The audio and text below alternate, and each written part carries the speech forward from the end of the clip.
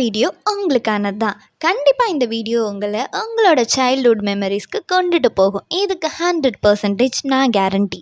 நம்ம சின்ன பிள்ளையா இருக்கிறப்ப கையை பிடிச்சி அம்மாவோட கடைக்கு போகும்போது இது மாதிரி சின்ன சின்ன அழகான ஃப்ராக்ஸ் எல்லாம் பார்க்கும்போது எப்படா சுடிதார் போடுவோம், எப்போ புடவை கட்டுவோம் அப்படின்னு தான் நம்மளுக்கு மைண்டில் ஓடும்.